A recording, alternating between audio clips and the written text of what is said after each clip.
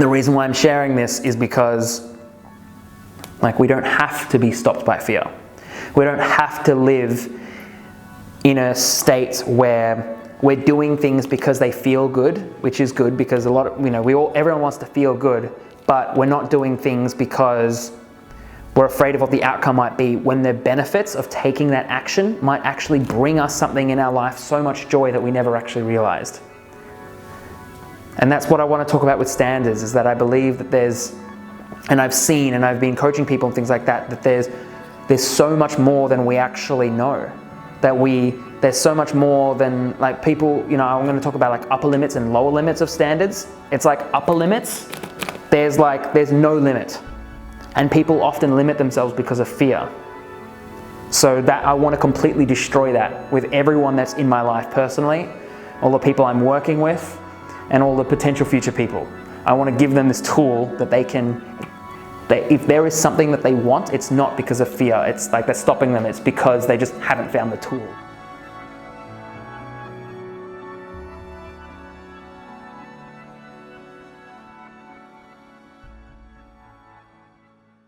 Your hair looks nice as well. Thank you. But thank you guys so much for coming.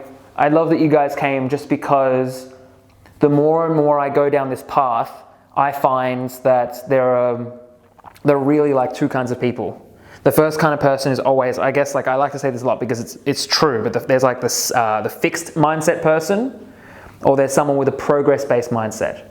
And the fixed mindset person is always someone who most likely acts more out of fear than actually out of something, and I'm going to be talking about anxiety because I really want to talk about anxiety as well, but more out of fear than actually out of what they want. While the progress-based mind person, even if they are afraid, even if things seem hard, they're always moving in forward in their direction that they want to go.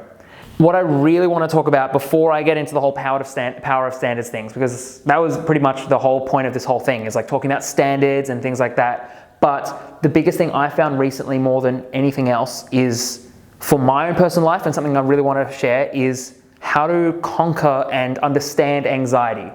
Because I found, sure, if there's something you really want in life, sometimes you, as I guess I was saying this before, the hit your head against the wall method, where it's you really want something, and no matter what happens, even if you get it wrong, you just keep doing it and doing it and doing it and doing it until you find the outcome that you want. But I find that with a lot of people, we act more, or some people, and I'm definitely a culprit of this, which is why I'm sharing this, is why I think this is really important, is that some people act more out of fear than what they want. And there was, I think, what's his name? Jim Carrey was saying that some people act more out of fear. They disguise fear as practicality. And I agree with that 1,000,000%. So one thing I really wanted to share about anxiety is because I feel like if we were to live without fear, because you could describe fear or anxiety as fear in the future. It's we're afraid that something hasn't happened yet and we might make it happen. And sometimes I describe it as it's 0 to 100. It's we don't know what the outcome could be, so it could be anywhere from absolutely nothing to everything that could possibly go wrong and will go wrong. And so sometimes, because it's easier the way our brain works, is we think about false negatives. If there was a snake in the grass, if there was a wind, it's it's easier to, how do I say this? If there's shimmering and stuff in the grass, it's easy to assume that there's a snake in there than that there's not a snake, because that's how I guess our ancestors survived. But if it's 0 to 100, then naturally we always assume that it's 100. Who here would like to know at least my particular method of how to overcome anxiety in a lot of things? Yes, yeah. So what I found is there's two major elements that really come to this. First is we need the motivation. Because if we have the motivation, then it's we're going to take action no matter what. But the second thing is we need to know that it's safe. Because when we know that it's safe, then it's kind of easy to actually take that action. Because if we don't, for example, you might want to train for a marathon, for example. I heard this the other day, and I have to say this, but I heard someone told me a story how they had a friend who'd never actually done a marathon, and they didn't train for it, so they actually lost some toenails. And if you hear this kind of story, then you're going to say that, all right, I'm never doing a marathon, because if I do a marathon, I'm going to lose toenails.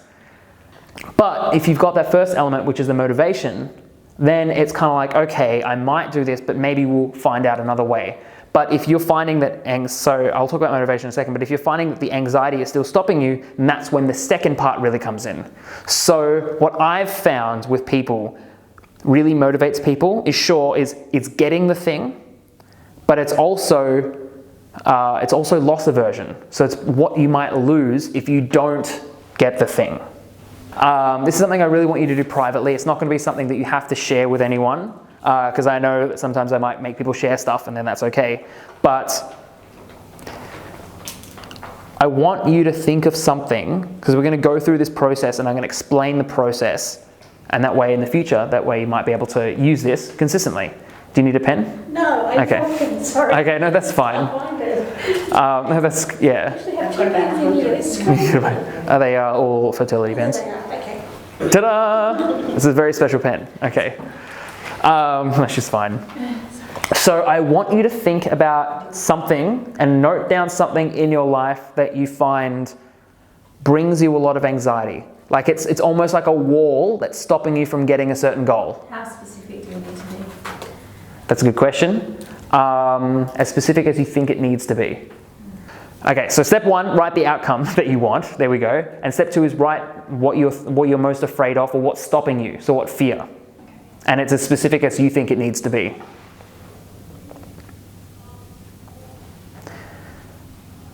So the first part, which I want to go through, is the motivation part.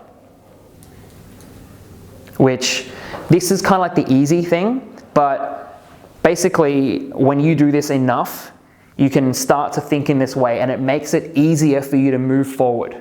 And this is, when I'm talking about anxiety, I do mean generally, but because I, first and foremost, dating and relationship coach, this also applies to relationships, things like that. Like if there's something in your life that you want to tell someone, but you're too afraid to, sometimes having the motivation to do it and reminding yourself and doing this process can actually solve that problem as well. So this applies to everything. It's not just like out of relationships, but it's really also important in relationships as well. But you need to, I'm going to say like 3 things. You can also do 10 things, you can also do 20 things, but for purposes here, I want you to write down 3 things or 3 reasons why it's important to do the thing. So like despite the anxiety. So it's like, you want to, for example, if you want to like lose weight and you're afraid of what people might think, or if you're afraid of, the lifestyle changes, like write down 3 reasons why it's important to lose weight, for example. So 3 positive things. Yeah, 3 positive things. Things that you gain. To achieve that outcome. Yes, like things that you gain. Let me think of 2. I like the idea of like digging for treasure. I'm just saying, can I think of 2? If you can't think of 3, then that's okay.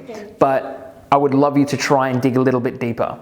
Because what happens is if you can't think of more, then your brain has to connect wires, like digging for treasure, and then you come up with a new one that makes sense for you, and that's more motivation. So the more you can kind of come up with, the more it's easier for you to get that motivation. So if you can have a 3rd one, that would be amazing. I'm not going to force you to do it, but the more you can, the easier things become. But the next part is my favorite bit. It's that loss aversion. It's kind of like if I was to say, if you were to work really hard for the next month and you'd be a millionaire at the end of the month, you probably want to do that, right? But if I was to say, if you were to work really hard for this month, like if I was to give you $1 million at the start of the month, and if you work really hard, then you wouldn't lose it, you'd probably do the second one. Because most people act out of loss aversion. Our brain responds better to that, because it's almost like a biological thing. So I want you to now to write down 3 things of things that you will miss out on, or things that you lose by not taking action. Does that make sense? Mm-hmm. So things that you would lose by not taking action.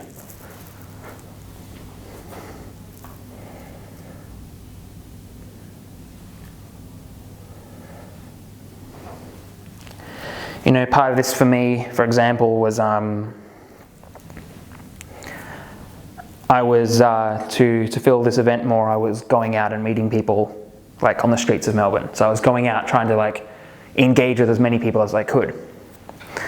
And I was frankly terrified.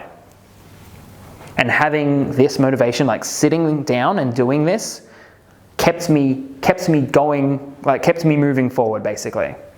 And it put more fuel in my my furnace, like my little train, my little coal-powered train. It made my coal-powered train go so much harder, even though I was like afraid of what was the other side. But the next bit is so important, because even though you got your coal-powered train and it's moving forward and you're afraid of what the destination might be, the next bit is something that I would really recommend you can do every single day, but we're going to do a little bit now. This is something when I first, I guess I would say, stumbled upon it. It almost like, I'm going to do this every day. Like it just made sense until it's conditioned that fear is gone. Because sometimes as well, like fear is almost like it's almost like we don't want to take action because we're not quite sure what the outcome could be. Like it could be bad, it could be good. It was kind of like the survival instincts, like, oh, we could go out there, but it might be a crocodile. I like that obscure example, but yeah. But this last part is I want you to write down 3 things. So again, 3 things. But it's 3 examples of times when you've attempted to do it, or even in the smallest case, maybe you didn't even succeed, but it's times where you've taken some action and it's worked in some way. Because what this does is it shows your brain that it's possible. It shows you that it's possible. So it might be that maybe there's someone you're in a relationship with, or there's, like when I mean relationship in this sense, I don't just mean a romantic relationship, I also mean potential, or even like a workplace or things like that. It might be someone that you know that there's something you want to say, and you're afraid of saying it because you think you might hurt them or something like that. But if you were to write this down, you might discover that maybe in the past you've expressed yourself. And you're almost showing yourself that it's okay. And it becomes a little bit easier every time. But the whole point of this, I don't know what to call this. I actually don't. This is why I'm sharing this. This is very raw because I didn't plan this section at all. But it's like, this last section you can do over and over and over again. And when you do it over and over and over again, it's almost like you're showing yourself that it's like, oh, okay, if I take this leap, if I take this first step, it's not as bad as I think it is. But if you take that first step and the next step is bad, then you can do this again. And again and again and again until you're actually showing yourself that it's okay, every single step is possible.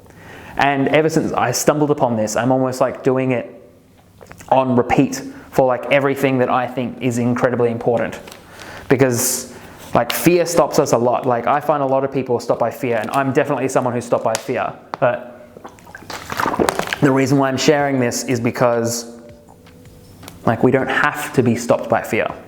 We don't have to live in a state where we're doing things because they feel good, which is good because everyone wants to feel good, but we're not doing things because we're afraid of what the outcome might be, when the benefits of taking that action might actually bring us something in our life, so much joy that we never actually realized. And that's what I want to talk about with standards, is that I believe that and I've seen, and I've been coaching people and things like that, that there's so much more than we actually know.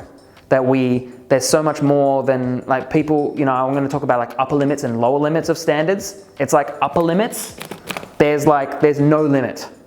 And people often limit themselves because of fear. So that I want to completely destroy that with everyone that's in my life personally, all the people I'm working with, and all the potential future people. I want to give them this tool that if there is something that they want, it's not because of fear. It's like they're stopping them. It's because they just haven't found the tool or something like that. You know what I mean?